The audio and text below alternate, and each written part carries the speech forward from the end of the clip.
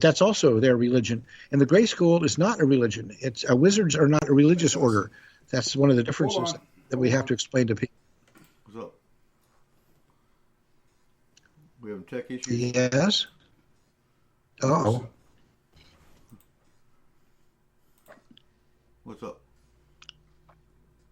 Okay. It's not playing anymore. Yeah, the server is going What's happening? It says we're still alive.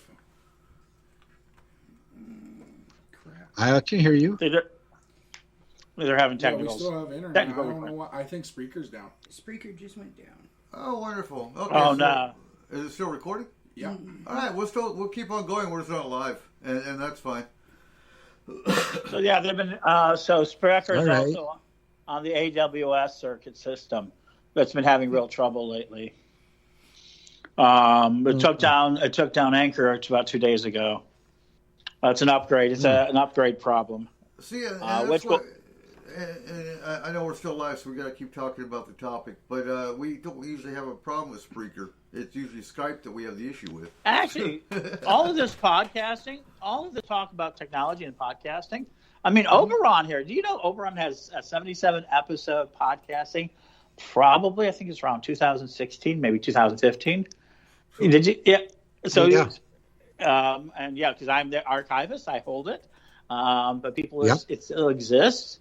You know, so when we start talking about where we're going to go next, and this technology is Spreaker, you know, you're still talking to one of the things I think pagans. I think one of the things that the early leadership, like old Oberon and Morning Glory and a lot of others, I'm not going to get into. Mm-hmm. They laid down the idea that we had to communicate, and especially Reverend Don, my partner in this, the idea, because he was doing magazines when he was a teenager in '88, is this idea to communicate to the people who want to hear you.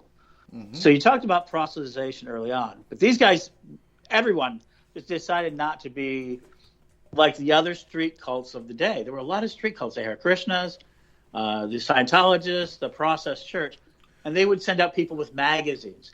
So it would have been very easy for Oberon to send people out into the streets with their magazines and work that system.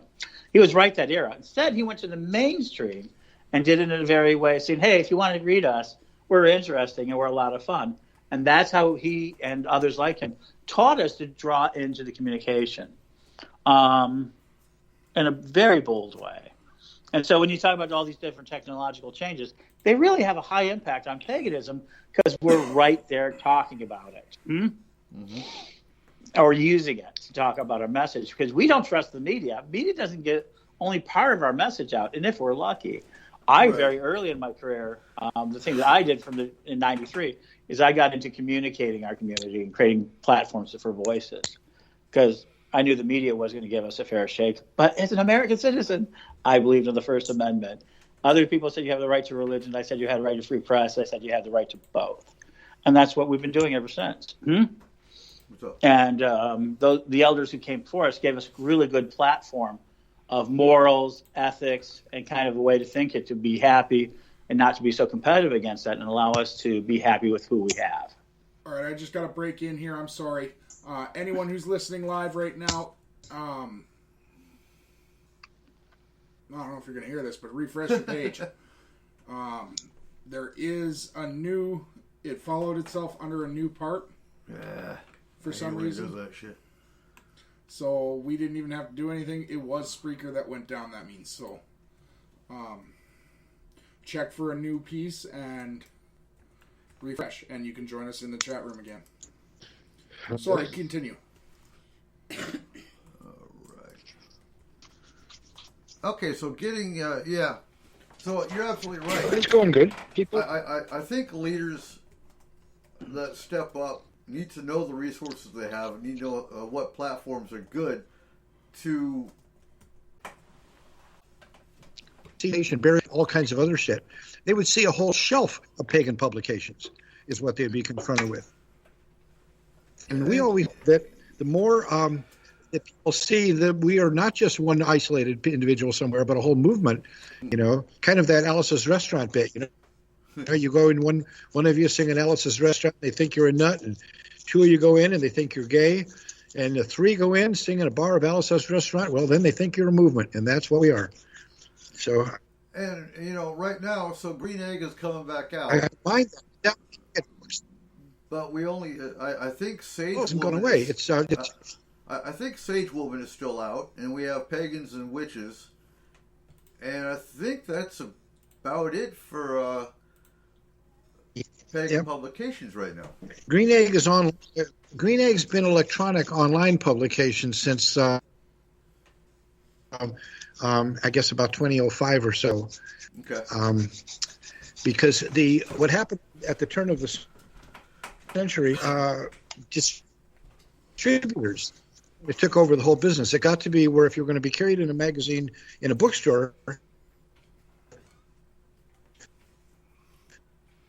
you had to go through Leaf and forget what the other one was, and they carried all of the alternative, magical pagan type things, everything from Magical Blend to Shaman's Drum to Green Egg to Ann Niven's several publications, which she's been in press, and then they all went belly up. The distributor, they just for the they were buying stuff from, and then they simply flat out refused to pay, and then they all declared bankruptcy, and they just hit us for thousands of dollars of unpaid magazines. So we had to print for them because they said, "Oh well, you got to send us so many 100 copies," and we'd print those and send them to them, and then they would just. That was it. And it killed everybody. The only way that the Egg survived that at all was a massive fundraising campaign that largely Morning Glory and I did to raise money with our Millennial Gaia statue. So, yeah. So after that little lesson, and the various bookstores closing because of Amazon, we decided that the only way to be really viable was to go to a printable e-zine, which is what we've been doing ever since. So the most recent issue, I think, is about 174. I think that's about where we are. So that is pretty good. We are the running pagan publication ever with the most issues ever printed. I'm really pleased with that. And so that explains what happened with Moonshadow, because I was a Moonshadow writer when I was in Iraq. I had a column in their magazine on pagans in the military. Yeah. And I was with them for about a year, but then I got an email. One of them. Say again? So let me go ahead and offer a little bit more in depth to that. Not only did that, so I was actually in the industry. I was actually a bookseller at the time. I've been a bookseller most of my life, either casually or professionally. But I was working at Crown Books at the time this happened. I was really on the front lines because my store one day, I saw these people doing Amazon, and one day my boss came in and said, we'd like to talk to you. I've been working there for a while. Thought I was going to become district manager. They would like you to stay on. Of course I'd like to stay on as district manager. No, we just sold our entire store to Amazon. Oh, wow, we're going to change the name? He goes, no, you misunderstand. The trucks are coming. You're going to load all the books across the chain of the Chicago. That's my introduction majorly to Amazon. And in that process, it wiped out a lot of, not just those little companies that weren't supplying them, didn't just damage that. They took out Edgerton Books. They had 12 books out. Phil Farber, you look at who they were portraying, they got wiped out because they had to publish like 2,000 to 3,000 copies of each book to send out to the bookstores because they're all handing alternative Green Eggs, all these magazines. So we, at the end of the sort of magazine eras, the book era, we didn't have enough cash. I was new to the world because I was publishing magazines too, locally, Roundtable Magazine. But we just jumped to the internet because of the same reason, because it was just cheaper. But it really damaged a lot of groups. People don't realize how much that moment really, that survival of that moment into the 2000s was difficult. In fact, that was about 1998. I believe that happened. With the distributors going bankrupt and stuff, and just killing all the wonderful people. They all just most never recovered. So one of the things I'm hoping to see, what we need to do as a community, is to try pulling all of these magazines, all of these pieces, into at least some sort of archive. I'm a big believer in archives. I actually operate probably one of the larger archives of things like Oberon's. I should put those back out because they're always available. We have a lot of public information. Huh? Like back issues. We have a lot of back issues of Green Egg we're now putting out, of making available again, because we got all these turns. We got back. We saved a lot. All we could. So I really think that 2020 is going to help reset. I mean, Witchbox going down was something that was just it was a beautiful piece of technology that was like an artifact in time. It was the Model A. Right. And what everybody was upset with is that the Model A builder didn't want to build the Model T. And nobody in the entire community stepped up. Right. I was warning about this for a while. Me and Oberon is a great mentor. I consider him father. He's a great mentor. And anytime he was able to spend, we would talk about how we would get past some of these. I would be more technical, but some of the psychological, or how do we get past some of these moments? And that's always been true. But the fact of survival, the fact of continuing as our message, love our message, not our platforms, has been really important. Just this year, I was very fortunate to work with the festivals, and we're able to offer them understanding to allow Oberon, and Oberon gave a lot of great speeches at a lot of great events this year. And he wasn't the only one. About 150 of the speakers were able to get some income out of the year instead of being completely shut down. That was the value of the witches and technology. And I think that if Oberon hadn't done the magazines, if people hadn't done what they've done all across in those early days, we would not be able to do these things today. Right. And I think people don't understand that, because they're always willing to look at the dark side of the witch trials and everything else. But there's not enough written about the kind of positive witch history that we've done. If you really look at what we've accomplished, it's breathtakingly fast. In terms of historical moments, to go from mostly conceptualized ideas to full-blown global religions, has never been faster. Never. Mm-hmm.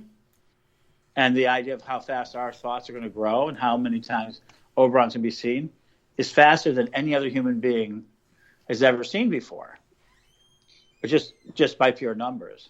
Right. And I think that's a wonderful place where we're going. So not only do we have all this back history and we've done all these wonderful things, we have now real leverage on the future to do even better things. And now we've got this wonderful digital archives. Our cave paintings are these podcasts, these books.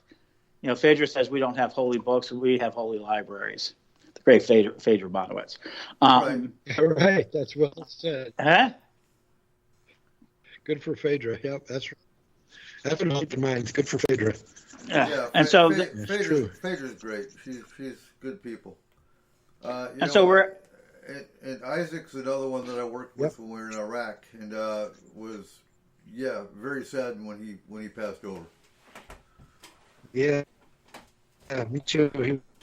He was a very, very dear friend. I still miss him all the time. Absolutely. Sometimes we get together just on each other's shoulder.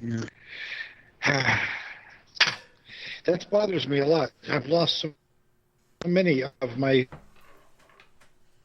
over the years. All of the early other founders, all of them are gone. I'm the last one standing of the people who were the founders back in the 60s. And I miss them. These were my dearest friends. Yep. I've been recording this for the last basically 30 years of my life. Yeah.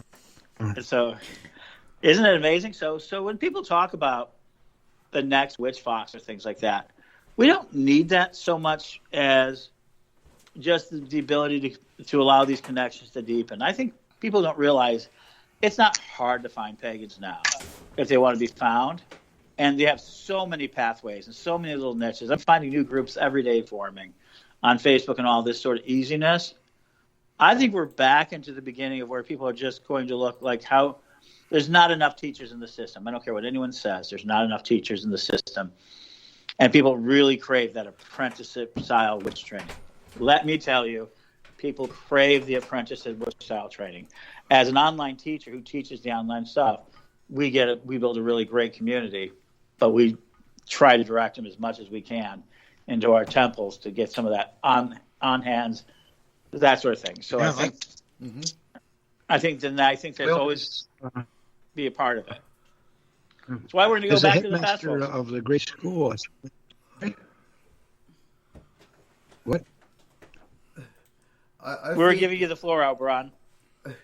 Yeah. So we have 20 just minutes saying that left. the school is, and go ahead.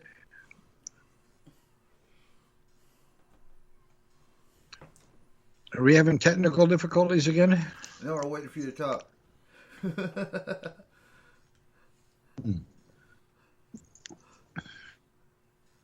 So we have 20 minutes before we have to go to our last break. Can I say something? Yeah. I have never heard the term pagan temple. I just looked some of them up. They're beautiful. Really? Yeah. Yeah, they're gorgeous. Like there's some beautiful buildings out there that. Which culture are you looking at? They're all of them. Like, well, not like all of them, but like. So most of the pagan temples are temples that were designed for a specific deity. Like you've got the Temple of Aphrodite, you've got the Temple of Venus, you've got temple. Okay, so that would be a Norse tradition. Yep. Yeah, I figured that. And we haven't even. So I think last hour, Ed, you and I are going to talk about some of the again the traditions and some of the fallacies of the conceptions that people have of us, and dispel them. Happily. Armenian? What? So Cole's over here in the corner looking at pagan temples, and he's drooling. Well, you are. Well, no, but there's all kinds of different. Like, there's so many different designs. Okay. And yes, okay, I'm drooling a little bit. I'm a sucker for in the Central Park.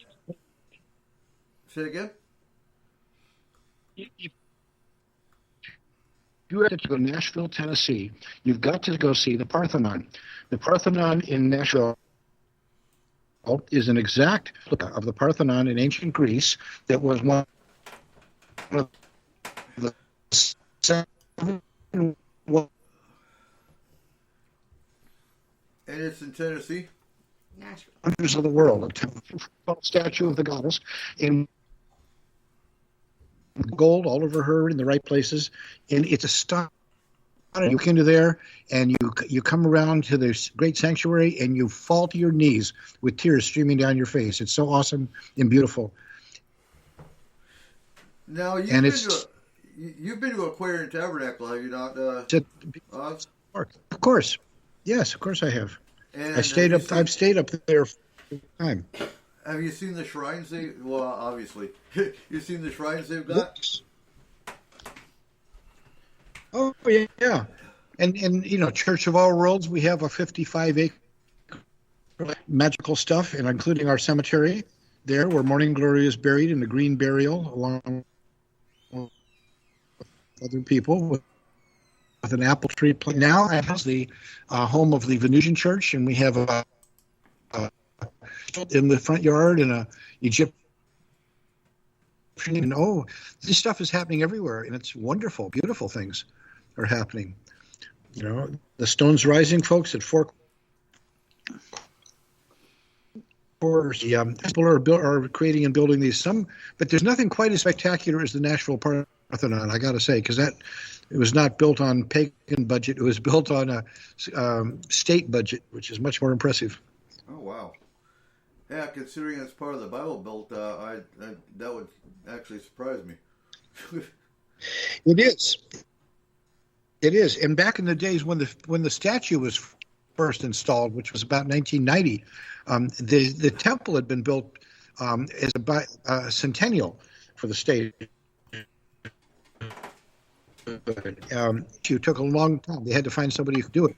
And that was installed about that time. And in 2 successive years, a whole bunch of us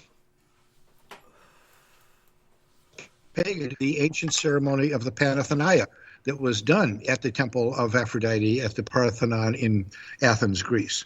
And it was quite a magnificent event that we did for a couple of years there. So there's good stuff like that going on. And everybody in Nashville thinks it's wonderful. We all love it. The place is very pagan friendly.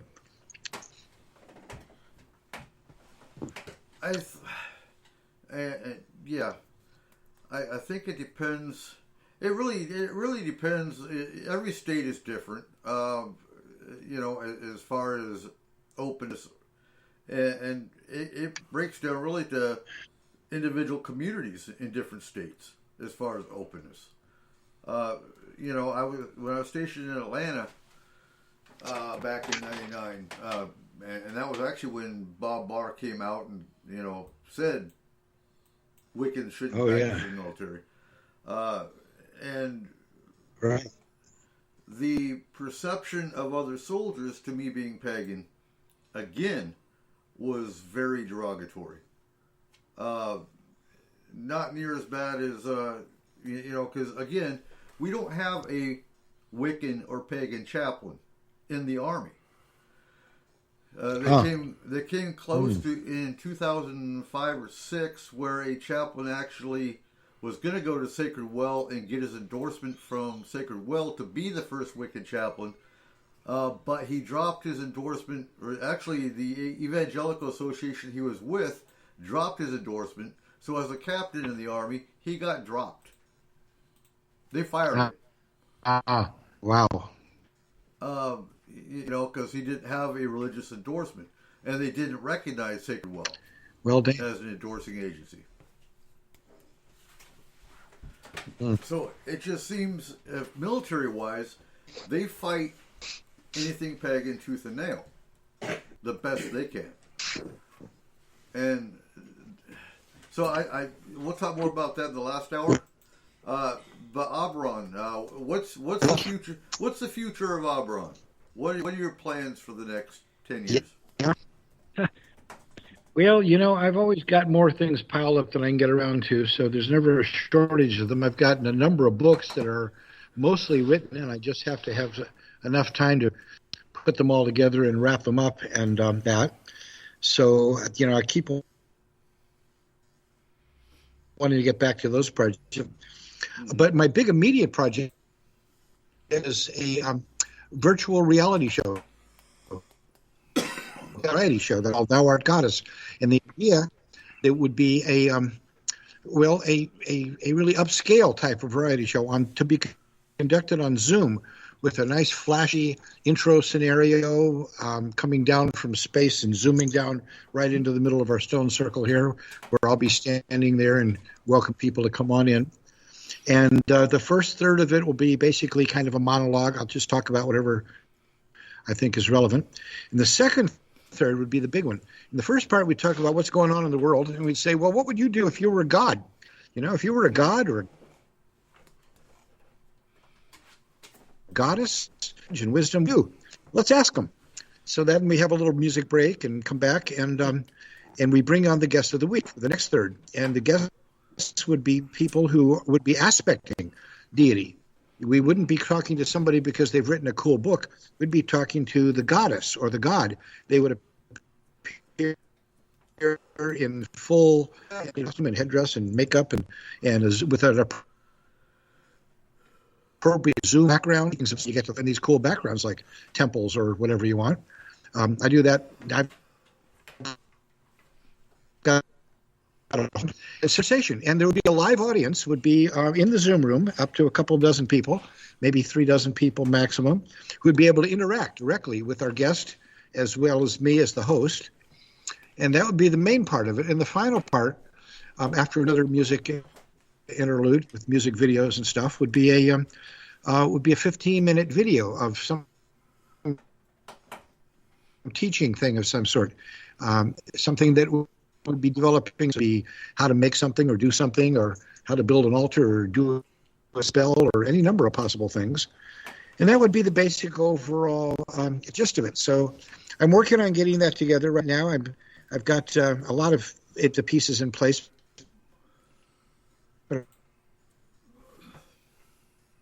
The backstage can't be hosting it and still be monitoring the Zoom room and plugging in the videos and doing all that kind of backstage. Anyway, so that's on my list. And I do want to finish these books. I've got a long list, so I'm going to have to live a long time to finish them. But most of them, it's a matter of having the time that I'm not doing meetings. Right. So, and of course, I'm here at this wonderful place. So once we open, I'm really looking forward to some awesome events here, some significant pagan events like Starwood West and a revival. Some of the many spectacular ones that can be modified to this place that is completely clothing optional. We got a big swimming pool and hot tub and shrines, a shrine with a vaginal opening. It's the place is truly, and I'm really, really very pleased to be here. I'm also working now. I'm just starting to reach out. Final approval from all the members of the board to start reaching out for alliances of other groups. We've had a few, but not as we could. So I'll be working on that in a little while. Oh, reach out to me and we'll see about reach out to me and later this week and we'll see about getting Forest Moon Grove on with you. Excellent. I will put you down on my list of groups to reach out to, because I think developing a strong alliance at this time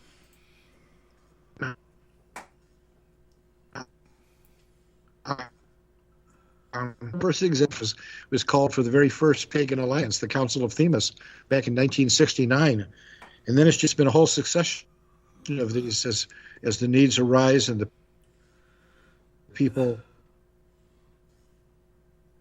That's one. So good. I will reach out to you too. Excellent. And lastly, where can listeners find Green Egg e-zine? Yeah, it's an e-zine, greeneggzine.com or greeneggmagazine.com, I guess it is. Just go there and check it out, or just Google Green Egg online or whatever it takes to get to it. We're right now collecting material for the Yule issue. It's quarterly, and I believe the deadline is December 10th. So check it out, and if you have something.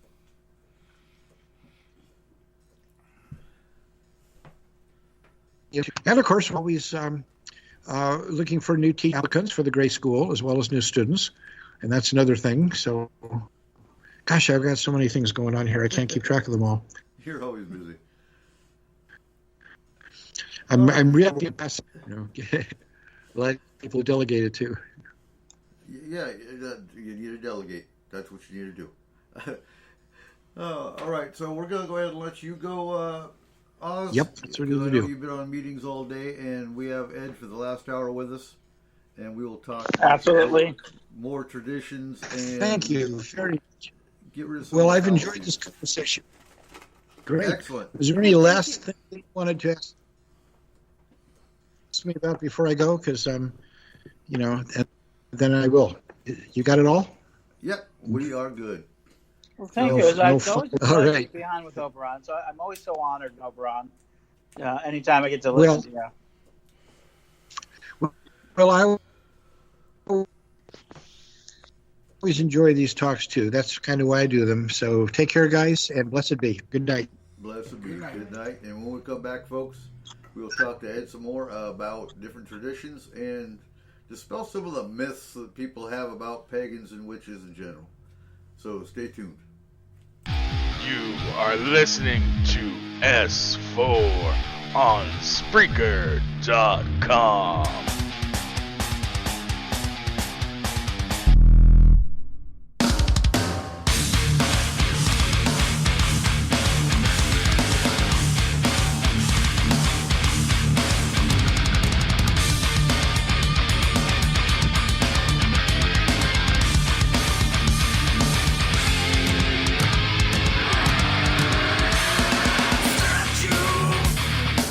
You break, you're going down.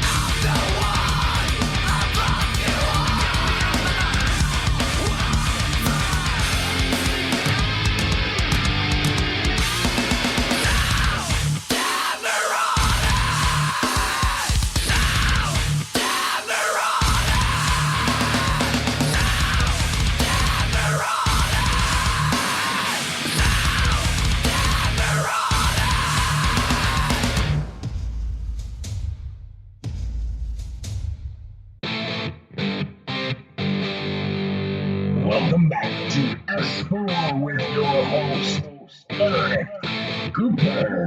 And welcome back to S4 as we are talking American witches tonight. And last hour we have Ed Hubbard with us still. Albron was, he's 78. Oh, damn. We didn't sing happy birthday to him. No, This is we your didn't. fault. His birthday is tomorrow. Darn. Auberon, if you are listening to the show or if you re-listen to it, happy birthday. Yes, definitely. Happy birthday, Oz. Mm-hmm. Today was his birthday. No. Well, Yep. November 30th. Tomorrow. Yeah. And remember, it's a lunar eclipse as well. Yes, it is. We won't get to see it.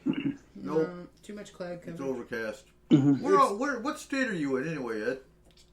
I'm in the fine city of Chicago, Illinois, right now. Chicago, that's Oh, right. one of my favorites.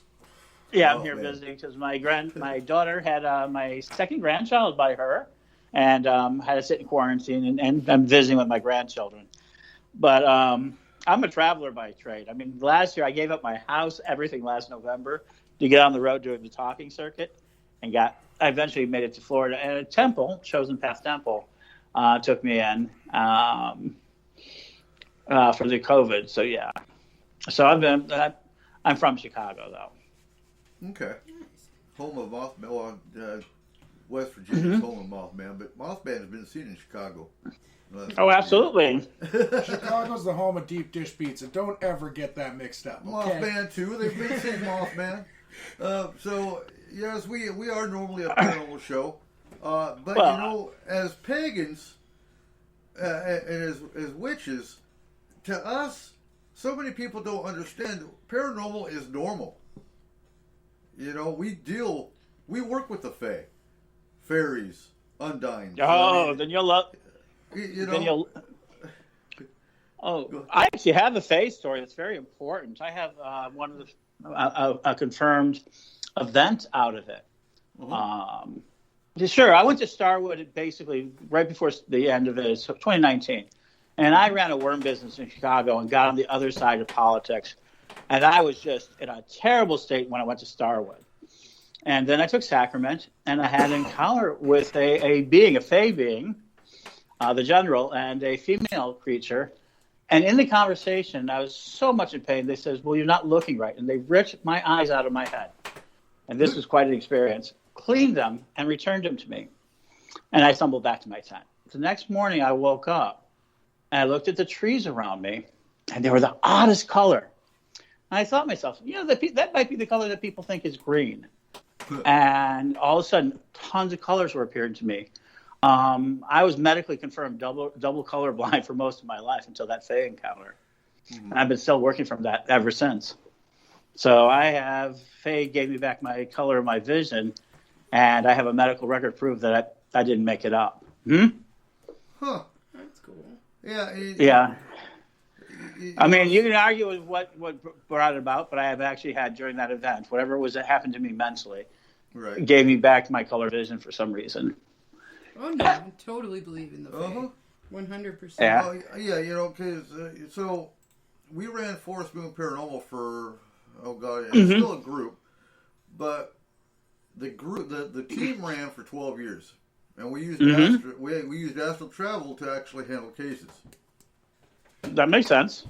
We were an emergency response team, and a lot of, I won't say a lot, but you know, a lot of your paranormal teams today don't account for fae being a part of the paranormal problem. You know, they all want to focus on spirits, not fae. What? Dude, What? you are sitting in my house right now. Uh-huh. Don't call the fae a problem. I already have enough trouble here. They're Well, not going to be a problem. You've got fairy kids. Come on now. Blame it on your daughter. Well, it's very interesting because this very night I'm doing another continuation of the fae that are moving, that I'm working with, that are moving. All I can tell you, I'm dealing with a flit. If you've ever heard of anything fae, one of the things people don't know is when fairies are moving from one space into another. Okay. And between now and then So there's the great conjunction coming up in February, December 21st. And for us, I've been working Fey Magic, has a lot about the increase of Fey Magic. One thing in the paranormal world that people don't understand, witches for the last several years, especially been using these strong, favorable astrological positions and some of their magic. If you look back at the witch movement over the last 5, 6, 7 years, they have been ruthlessly and mercilessly trying to increase the number of supernatural experiences, as you would call them. They're natural, bringing down and lowering that we don't even have a veil anymore in most witch culture. We see the veils, especially after this last Halloween and the witch one before it, is the shattered veil or the shredded veil. So that's a very interesting place that we're now moving into as witches and mediums. Right. So I'm a big lover of paranormal. Now, I do think we need to... Hey, so let's bring him on round table. Yeah. Are you available next Sunday? What are you doing next Sunday? Because we might have you on round table. Sure, I'd love to. Excellent. We'll talk about it after the show. Yeah, we'll talk about it at the show, but I'd be more than happy to. I'm trying to talk to more people. My next book is The Rise of the Technomage. It's going to be coming out in January. And it's going to be... That's going to be probably, hopefully, January 11th. I'm taking control. So it's going to be an experiment in publishing. I'm taking control of the entire system from beginning to end. I'm going to have people edit and everything else, but I'm bringing it up pretty quickly. It'll be a very interesting project. But it's about how to run festivals and how to do all this stuff on the internet. Because I don't think people understand the disruption that's about to happen to the witch movement. Mm-hmm. I love all of them out there, but we're making it possible for zero friction. This is true of the paranormal industry. This is true of your podcast, all of it.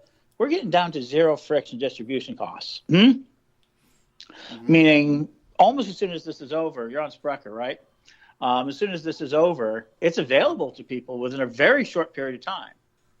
Mm-hmm. My main platform is Blog Talk Radio. Within 20 minutes, it's available to the public.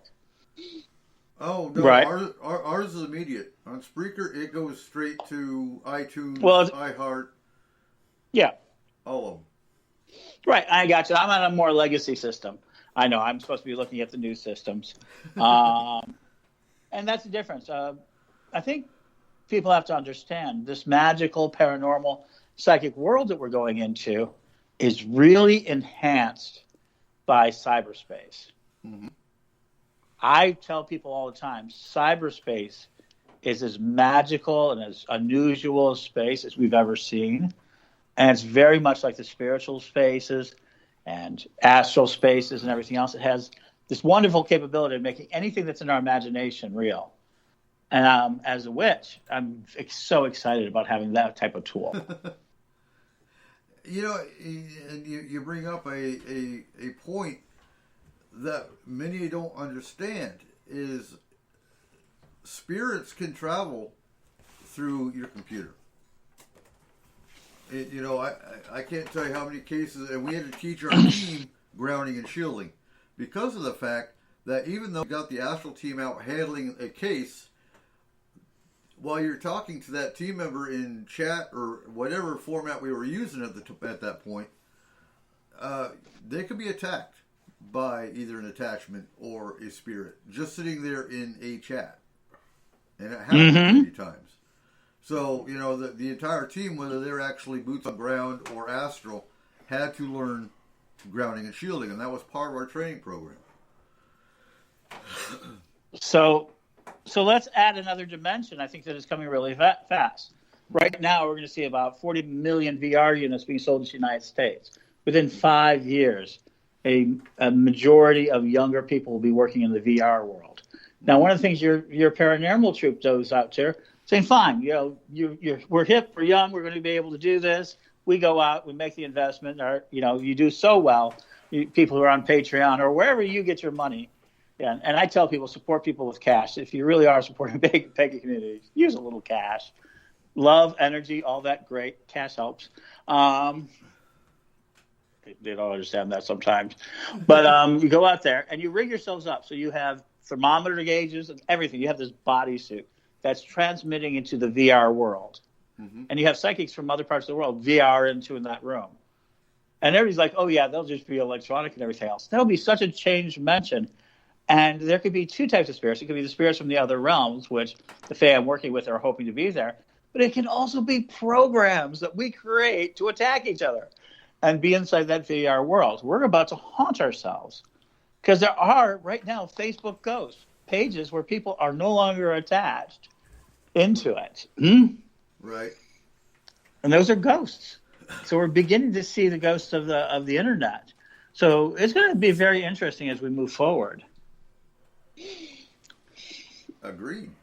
I'm very excited by it all. Okay, let's move along. So, what are some of the fallacies you know about witchcraft? One we kind of already talked about is, we work with the devil. That's still... It's funny, when I started Desert Moon Grove in Iraq, I had to get endorsed, and I used Sacred Well the first time for endorsement. And so the chaplain calls me into his office, and he says, okay. It went from, because he didn't think we were going to get endorsed, he just treated me like a problem, really. Until I got endorsed, and then I became a threat, I guess, in his little mind. So then he started asking, well, you guys aren't going to practice naked, are you? Like, really? We're in a combat zone. Do you really think we're going to take our clothes off and dance around the full moon? I don't think so. It's 126 degrees there on a cool day. Okay, can you imagine a camel spider chasing you naked? No. It'd be entertaining. No, it wouldn't. So, when you have a major who's a chaplain, basically asking you the same questions of fallacy as a witch, it makes you disturbed. They're like, you should know better than this. Because chaplains learn about paganism in their school. They learn a lot of wrong things, though. No, I've seen the chaplain's handbook. I have a copy of it. But they don't just take it from that. You gotta remember, it's again the difference between teaching from a book and which the book may be correct. But if the teacher has preconceptions about the pagan religion, right, those are passed down as well. It's still a huge problem, and it's not going to get fixed. It doesn't matter what's in the manuals because no one's a perfect student, and it's really a tiny piece in a larger class amongst many, many other classes that have to pass through. And remember, the United States Army and the United States military have been and were openly Christian up into the early 60s. Oh, okay? Still are. Well, they are still largely, but I mean, no, meaning that they had the state religion of Christianity within as part of the military. Right. It was a very Americanized version. It was not very... Catholic, Presbyterian, I don't care what anyone says. It was just the idea we're all Christians because we're all soldiers type of Christianity. And it was very lukewarm and very diluted, but I really think that's why people don't understand why we had so much open Christianity in the 50s and the 60s. Same time, we saw a lot of the witchcraft movements come up, and you started to see people changing their minds. So that interaction that everybody had, all that mind-expanding visions they had during the war, which wasn't all bad. I mean, they got to see parts of the world. They brought back this idea of witchcraft along the way, this idea of magic back to America. We already had our Appalachian magic. We had a lot of different magic. And I think in 2020, we're seeing another type of magic form up that's really, really powerful. I think as we see more ghost hunters, more supernatural, and more Fae hunters, the Fae are about to invade. In my opinion, if you wanted to ask me, the Fae are about to invade this world. And soon. I think the amount of Fae encounters we're about to have are going to dramatically increase. Do you think it's going to happen before midsummer? Oh, yes. I think it's going to happen. I think it happens. I think it is happening.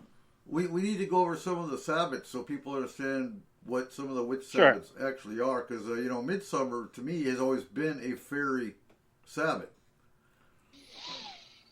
That's interesting. So for a lot of people, but for us, it's actually Beltane. So coming up is Yule, which is, is Christmas. It's a gift-giving one.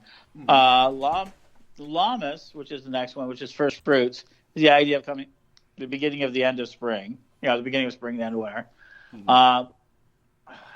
Mabon, September 22nd. Mabon was September 22nd. I was thinking about it. But the one that's really important is May 1st is Beltane. Yeah. And Beltane is considered the opposite of Samhain, which is October 31st. Halloween, my favorite holiday. But Beltane except it's the lowering of the walls between the fairy world and this world. Mm-hmm. And I think this year we're going to see a lot more activity. I think we're seeing more activity now than ever. I'm seeing, believe it or not, the psychological effect of just people building so many more fairy houses. I've been working on a project called the Fae Project, and we've been seeing more and more people build Fae villages, fairy villages. You'll see it. And more people are spontaneously doing that as well as other things. So we have this idea of Fae on the mind. And what does this have to do with the American Witch Movement? Well, it's the same thing. More and more people are accepting the idea that magic is real enough to do so. So you get into one of the fallacies of witchcraft, what the question is that everybody thinks this all happens very, very quickly. We're shown that all magic is instantaneously, that it's a sitcom, it's a movie show, it takes a half an hour, it takes 15 minutes. And unfortunately, everybody's put out these recipe books in magic to make it feel that way. Mm-hmm. And people, I think, make the mistake of realizing how long magic takes to really get the effects you want. You can have effects the right way. It takes a buildup of energy. Right, and the better you get at it, the more you can have it, and the more you're willing to accept synchronicities and everything else. Right. They have to change. You have to change your paradigms. And as more and more people become witches, it becomes easier and easier, especially through quantum reality observation, to see this magic come through. Mm-hmm. So when you talk about paranormal, the witches have a paranormal ability of getting attention on this magical force and seems to affect against the idea of physics and other aspects of the world, even though it's just as natural as anything. And that ability is what, sometimes we're seeing, some witches are seen sometimes as a subspecies.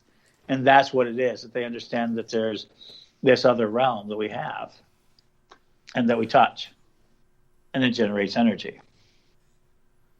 And now in the 21st century, we're starting to have all the scientific evidence to prove that we were always right. Mm-hmm. And that's what's funny is so you leave it up to our kids what religion they want to go to. They can go to church with grandma, or they can learn witchcraft with mommy and daddy.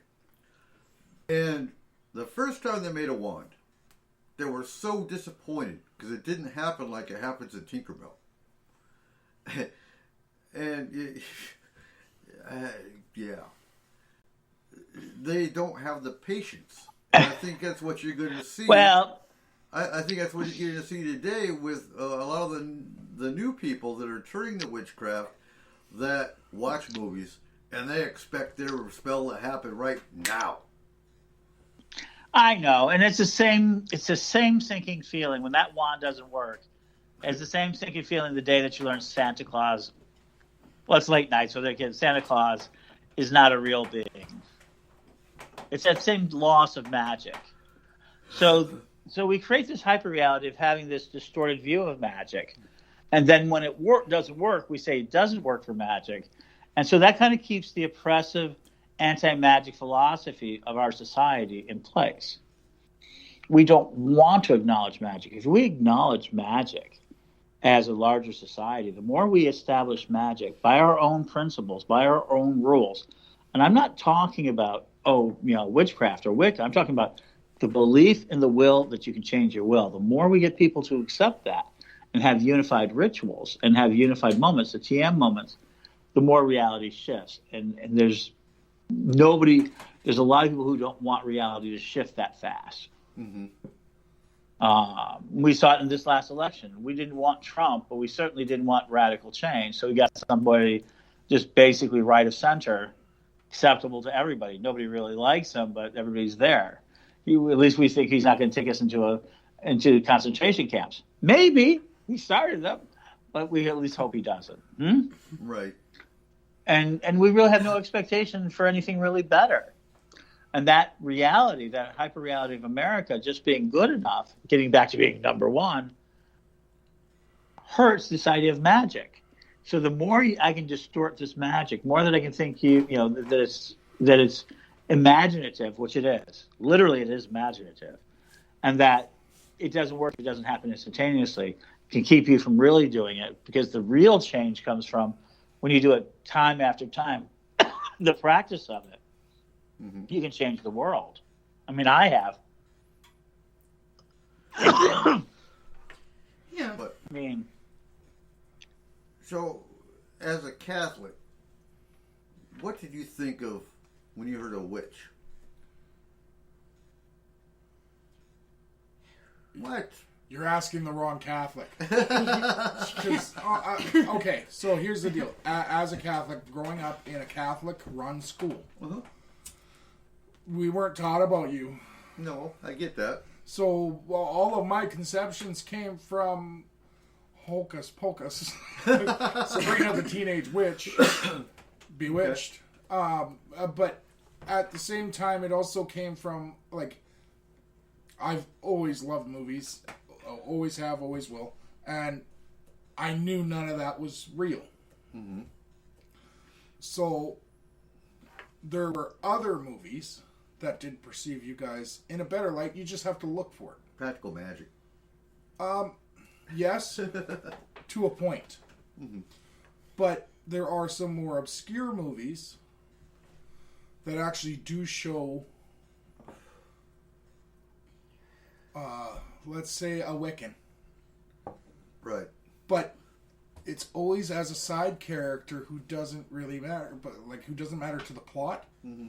But you just gotta. And as a kid, I did this. I watched for every side character because in some way they did influence the plot. Right. And that's how I learned about you. Okay. And there was a lot that was always left out. And even now, like, well, we've been friends, Eric, for what, 3 years? Yep. And I know you're a pagan. But I also realize that you're not, like, that's not the end-all, be-all of paganism. No. So, watching the show Outlander taught me a lot about certain sects of paganism.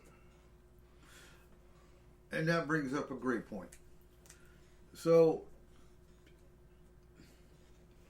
when you're talking paganism, you're talking witchcraft, you're talking witches, you're talking Wicca, because they are different.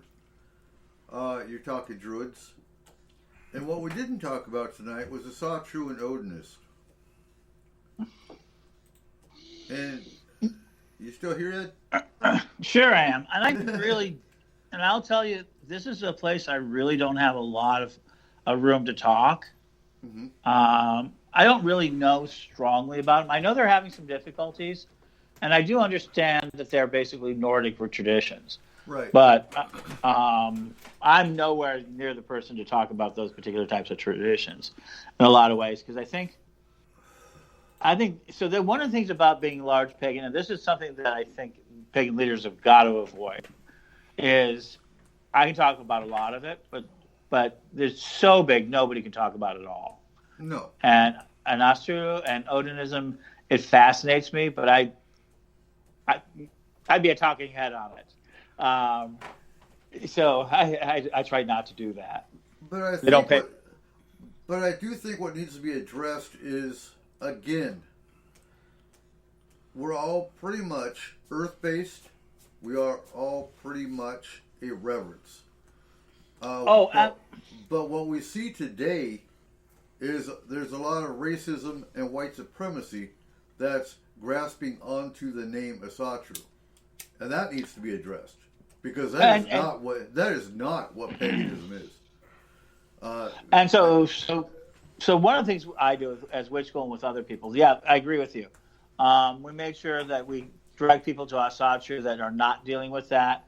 For people who want to know more, I do believe in traffic. So there are some really good groups out there. If somebody wants to DM me, I'll be able to have to. So no, I agree with you there. We have to be vigilant. And Asatru right now is going through a tough time. Heathenism is going through a tough time because this idea of supremacy is just kind of reared its ugly head again. I bring that up because when ISIS or Daesh is attacking, that's a terrorist attack. But you see the Muslim community stepping up and saying, that's not Muslim, that is not Islam, that is not a part of what we are. I hate that when they do that. I just Absolutely. really, and I hate it when Christians do it too, and I'll hate it when pagans do it in the future. It's just all derivatives of your own same religion. It's just you didn't interpret the values that way, but it certainly is a part of your group, and it's a way to. It's a religious engineering mechanism that allows you to reset yourself and to allow the dirty work of survival continue. Problem is, as a Gaius, so you understand, as a Gaius, I don't think we are owed a life. I think we're a transitional species, and I've had grandchildren, so I've done my duty. My genetics are going on. Somewhere in the future, the great Mother Gaius is going to use my genetics to create something truly amazing, as it is already, because I'm amazing. And people don't realize we're a single organism extending all the way back to the first amoeba, the first split. And we're just different varieties of that. And we get to have this wonderful free will and activity. It's a very different moralistic view of looking at nature as God and their souls as, this kind of continuous process, reincarnation and such. It makes us a very different type of way of thinking. But I grew up as an Armageddonist. I grew up in the Southern Baptist Church. I believed the world was coming to an end. I thought fire and brimstone was coming down.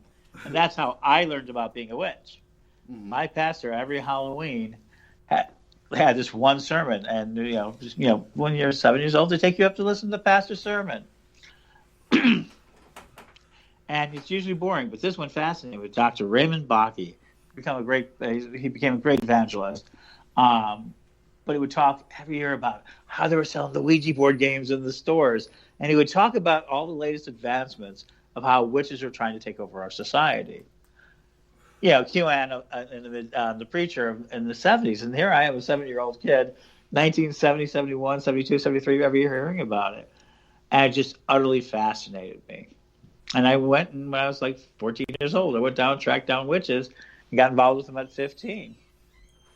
Because my pastor couldn't stop talking about them, and they so fascinated me that I had to go find real witches, and I did, and the rest is history. See, I was born and raised as somebody of God. I went to Christian school my entire life. I went to James Wade Bible College in 1988, but it was never my calling. That religion, that deity, was never my calling, and I knew that. I remember in the 80s, late 70s, early 80s, there was an evangelist named Bob Larson who was adamant about New Age and the rainbow and keep your kids away from that. And I listened to him faithfully because I'd be like, yeah, I don't buy into that. And it was in 1990 when I was in Germany, actually, that I actually started studying the occult and witchcraft, and started really studying Wicca. That was my first path. And I've always believed that some stay with Wicca, but I think Wicca is really the first stepping stone, unless you were born into being a druid or born into being a Satru. I think Wicca, for a lot of us, is the first stepping stone. I agree, and I think the Corellian tradition is largely responsible for that. Especially since their formation in 2001. We've been doing that 20 years, and that's because we offer. Everybody talks about proselytization, and I think that's a very terrible term. I think that's saying what we're not. But one of the things I say oftentimes, Witch School and other sites that we've done, is that we're offering a free answer. Like, come in, talk to us, join our school, take a free class on Wicca. You can become a first-degree priest free of charge on our site. We have 35 free classes at Witch School, including paranormal classes, things like that. And we have over 175 classes for supporting members, which is like $20 a month. And we've always been this model from the beginning. And that gives us enough to operate. and we help people find a path and give them structure. So absolutely, Wicca is, and Oberon kept saying, witches and Wicca and that sort of group is half the pagan community that we sees. For everybody else is on one side, and half of us, and the other half is Wiccan witches, and that sort of thing. I think that's an absolute truth. Mm-hmm. And Oberon kept pointing that out. So we're like this bicameral community where we have this huge Wicca and witch community, and then we have this other side which has much more of the other pagan faiths. And as a cumulative, they were accumulated in numbers. Yeah. So let's talk about the difference between Wicca and witches. It's Be happy funny. to. I was at a pagan pride event for Forest Moon Grove. That's the pagan organization that we run. And I set that up in 2005 because we got such a huge response in the pagan community about troops in Iraq that are pagan needing support. So I set Forest Moon Grove up for civilians who wanted to support pagans in the military. And I lost my train of thought. Okay. Oh, no. So to me, so I was at a pagan pride event with the Forest Moon Grove booth, and I had this guy run up, and he said, "How can you be Wiccan and in the military? Harm none." And before I could answer him, he ran away. Like, well, really? But, and some will take this the wrong way, but I see Wicca as more, it is more structured. To me, it's more dogmatic than just being a witch. Now, some witches do have deities. Some of them only work with energy. Some of them only work with nature and the fae. Same with Wicca. Okay, so how do we identify a witch? So for me, a witch is anyone who uses magic to change their environment. Right. And basically, so witches exist. There's witch burnings all over the world because of this. The term witch, and the Christians of the 13th, 12th, 11th, 12th, 13th century really did spread this word out to become a taboo word in a lot of other languages as well. But there's always been a fear of the other, of the woman or of the magic user, of the man, of the transgender. Remember, transgender has been involved with the idea of the witch for a long time, depending on culture. I mean, Greeks had witches. So witches are these old people who basically understand the world and are willing to face the unknown differently than you. And they know secrets on how the world works. Mm-hmm. And so everywhere has their witches. Every culture has their witches. And so that's a very important part. And what these are practices that are either natural magic or psychological magic and are deeply rooted in that culture's symbolism. Right. And they're healing. So any good witch is generally grounded in their culture. Mm-hmm. And so that means a witch can be of any religion or any faith and still be burned at the stake, mind you, because they're witches. Remember, that's still the trump card, but they mean that they're there. And they're really mercenaries. Nobody goes to the witch first. If you know all the stories, it doesn't matter how far back, nobody willingly goes, "Oh, I have a splinter in my toe, I should go to the witch to fix it." So they call them the healing woman. "Oh, no. My boyfriend ran away with my best girlfriend, and they're having that sort of thing, and my heart is broken. Oh, witch, help me. What do you want? Do you want to forget it? Do you want me to heal it, or do you want me to have revenge?" That's the witch. Yeah. And so right? Absolutely. And so people forget that's what the witch is. The witch is there to help heal whatever it requires it to heal, be it using good magics, dark magics, hex magics.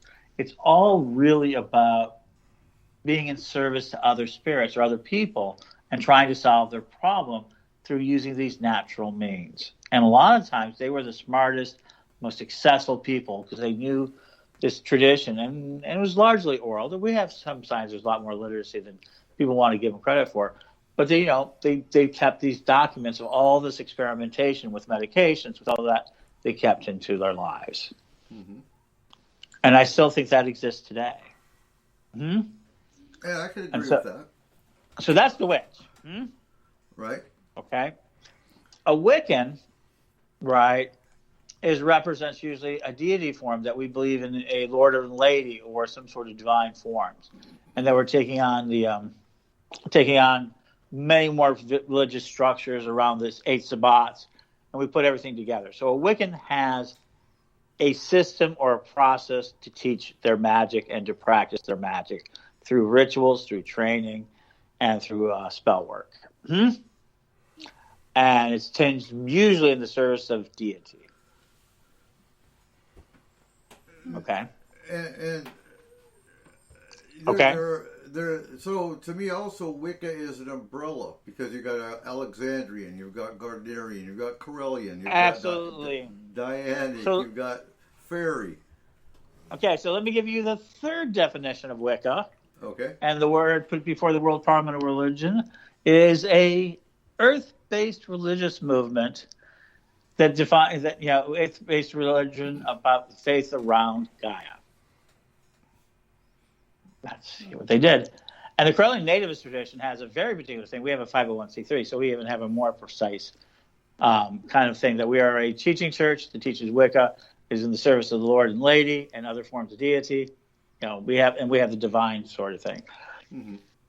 It's really the element of bringing in, for any of these Wiccan traditions, is bringing in a divine element, a service to the gods, a worship aspect to it.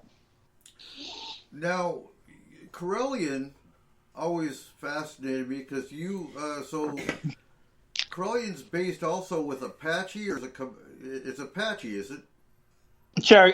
Scotch Cherokee. Central Illinois, right. One of the occupation zones, and and you heard Oberon talk about it. You hear about cunning people. They were spiritualists in the 1879s. They did tarot cards. They did all of that sort of thing. They were kind of the traditional witchy family, and it took them a while. But their spiritualist church, it was a family church. They documented. And they didn't document it on purpose because it was like moving from the oral. Yeah, and so there was like 100 years of witchcraft, magic, cunning people. And then in 1979, they consolidated into being a Wiccan faith because the spiritualist church down there became very Christian. And they didn't want to be so. So they followed Wicca because Wicca had a legal structure. Right. And it followed pretty much their principles. So, yeah, we have a lot of different ideas. So we have a lot of these tools that we create for people. Yeah, absolutely. Mm-hmm. Probably the one that people don't realize, we are also very predictive. We have a prophecy aspect to ourselves. Not prophecy like, oh, terrible things happen in the world, but like, what happens next? How can we be relevant? That's been a lot of fun. But in that sense, we're much more structured. We have a legal entity to go behind. So the Corellian nativist tradition has a global now.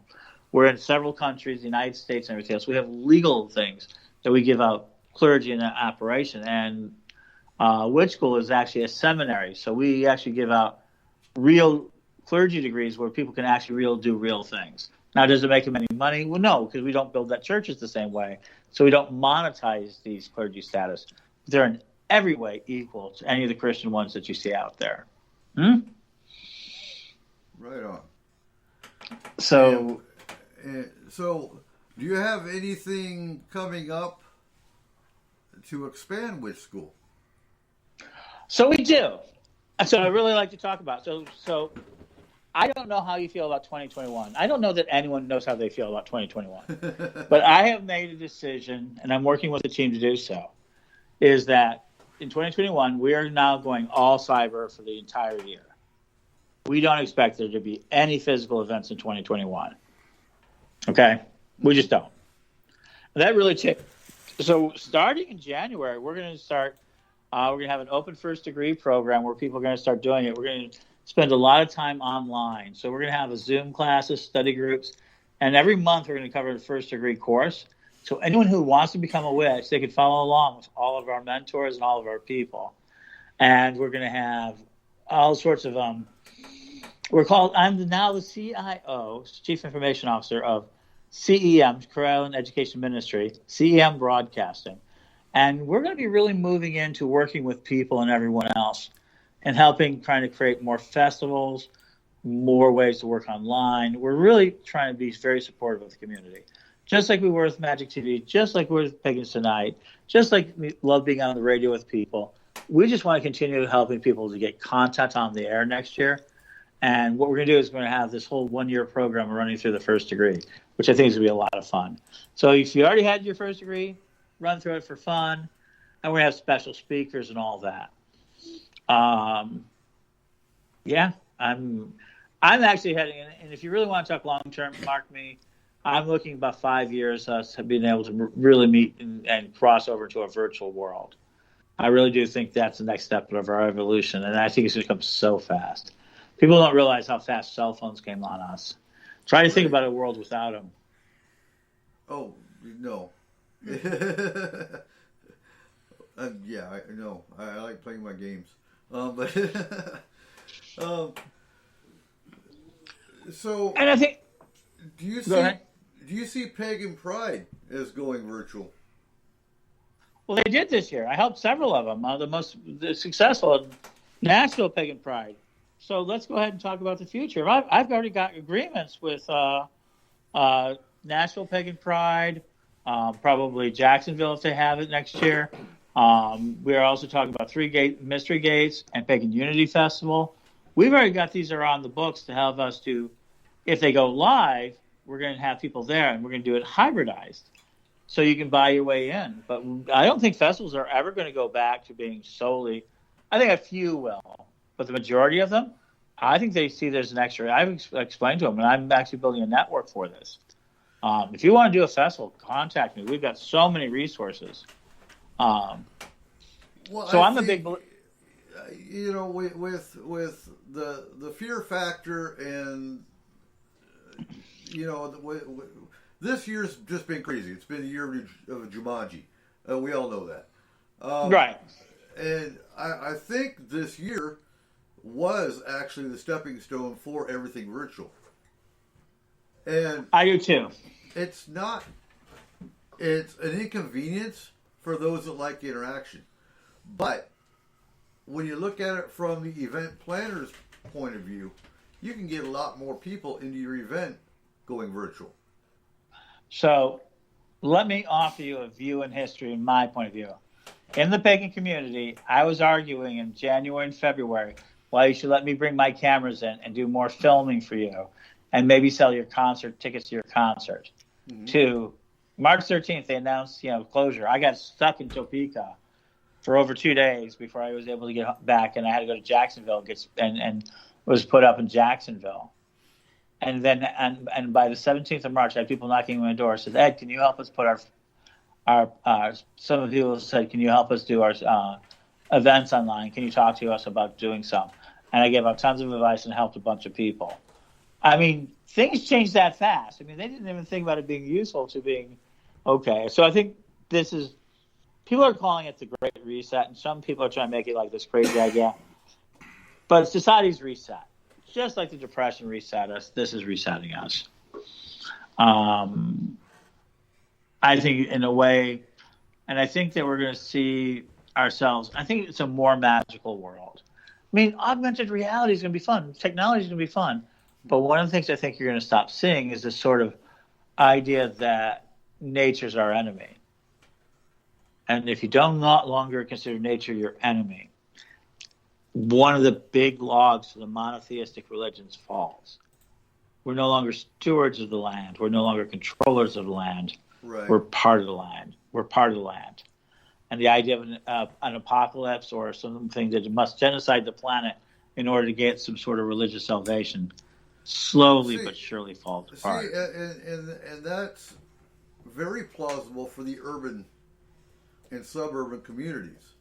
But for those of us that live in the mountains, I've got a mountain for my backyard. So I am a part of the land, quite literally. And, our community up here is, and that won't change. That part won't. We have the land and nature as well as the virtual because we have internet. So we can add another thing.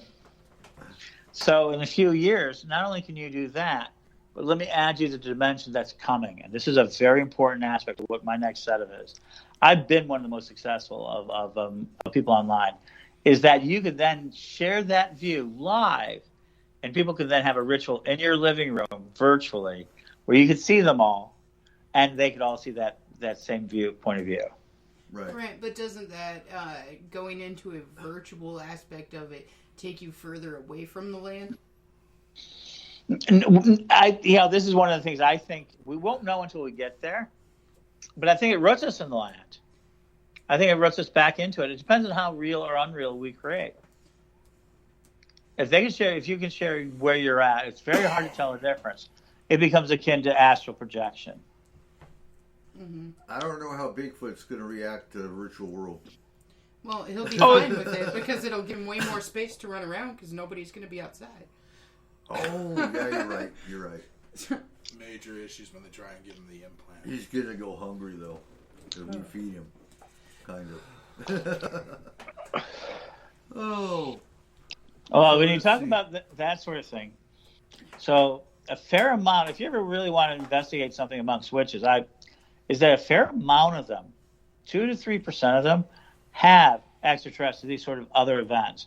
So a lot of witches will not go to the paranormal community because they feel very strange sometimes. But they have a lot of these. They have a higher than average events with this idea of Sasquatch and stuff. It's interesting.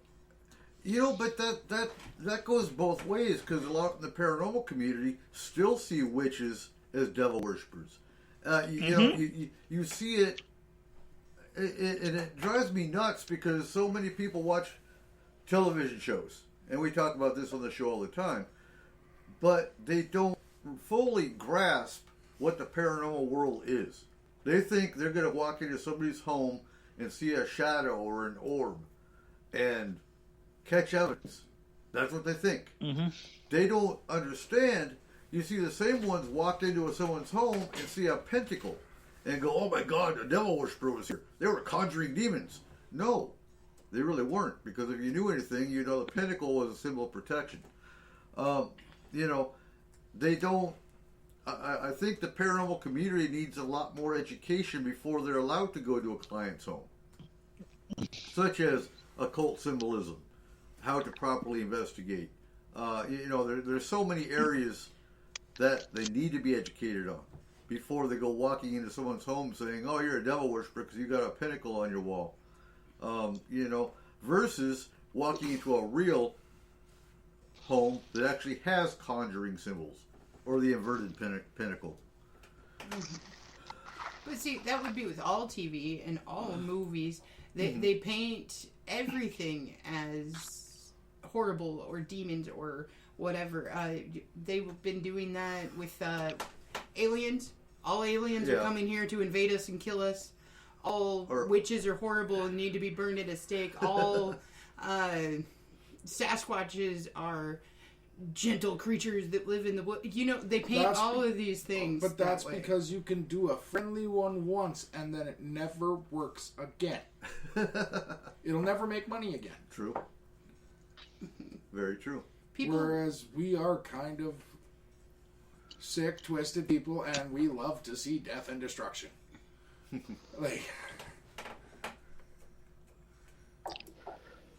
So we are coming down to the last 10 minutes of the show. Where can we find Witch School? Witch School. Witchschool.com. It's that simple. And you can find... But before we go, I wanted to ask you how, I think we talked about this a little bit, but the conference that you were in, the religion... Paranormal World of Religions, yeah. Yeah. How were you accepted? And what religions, what religions were represented there? So the last one was in 2018. It was in Toronto. And it had 147 religions from about 122 countries. And we were allowed to present, and the question was Wicca a global religion? And the argument, and the leaders got together and said, we are. And everybody said, well, yeah. It came out of my work from 1993, because I was at the Parliament World Religions. This is like this big event. Mm-hmm. Became the Olympics of Religion, and I was the first pagan staff member. I was a volunteer staff member. And when there's a big fight in 1993, the second one, first one was 1893, so they've always called the first one of the modern the second Parliament. Have it 100 years apart, so that was kind of interesting. They had a big fight, and somebody came to me and they go, well, you're not even a full-fledged religion. I mean, you're not even a minor cult. He goes, well, what do you mean? He says, well, according to the UN, and this is true, is that we see 100,000 people practicing as being viable. And I go, well, we have 100,000 pagans. He goes, no. You have 100,000 people who kind of call themselves pagans. You don't have a single organization that can say they represent 100,000 people. Huh. And that really changed the way I worked. Witch School was born from that activity, the Daily Spell, because I started Pagan Interfaith Embassy, and I wanted to bring 100,000 voices together. Right. In 2018, we represented almost 500,000 voices altogether through all the traditions and all the different practices. Mm-hmm. And so we've done activities with them to show them that we are good for interfaith. And it's all really, so the Pagan Parliament of World's Religions is the largest interfaith organization. They seek peace and ways to settle peace between the religions. Right.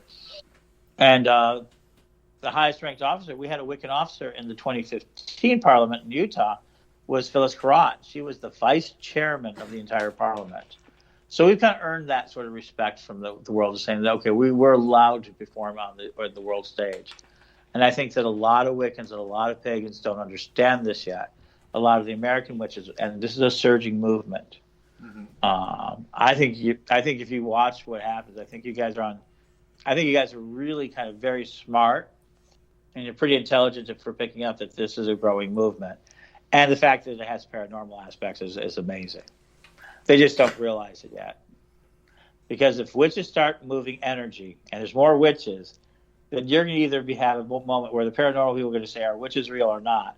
And if we're moving Fae around and you're starting to pick them up, that's going to change the way the paranormal world looks at witches. Right. And then they can say, oh, yep, well, we saw it here on an S-4.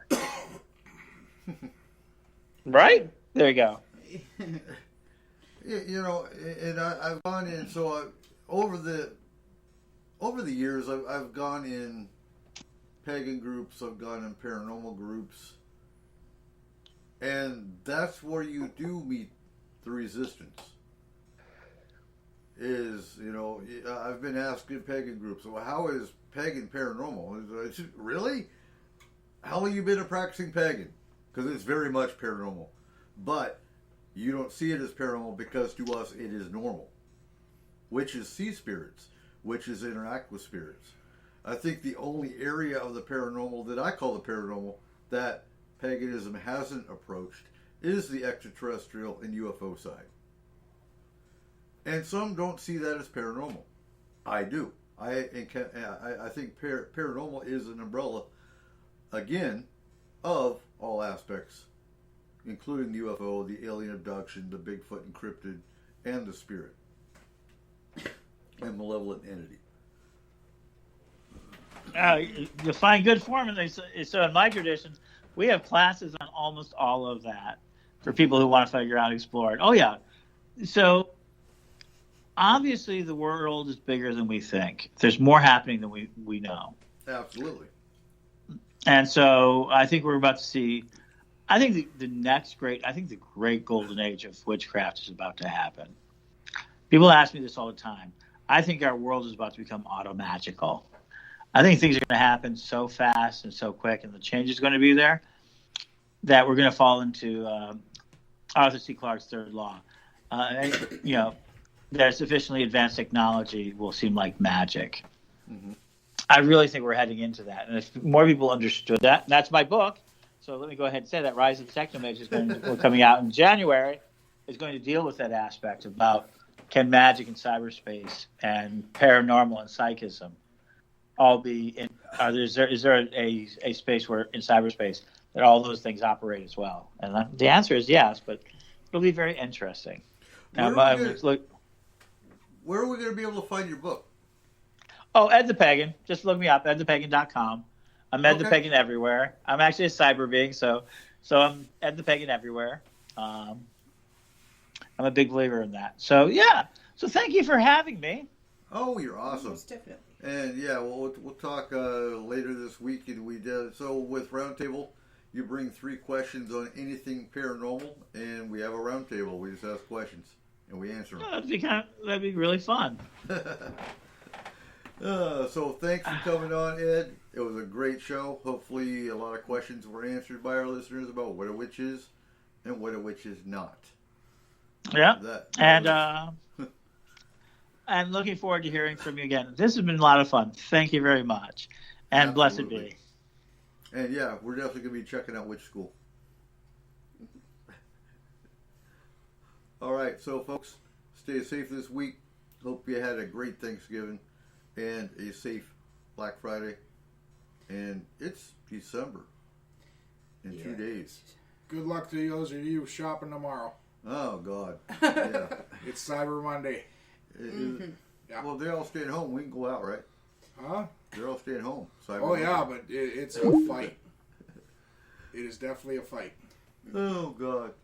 So, definitely a great show tonight. Again, I hope a lot of the misconceptions of what we practice was answered. And remember, keep your eyes to the skies.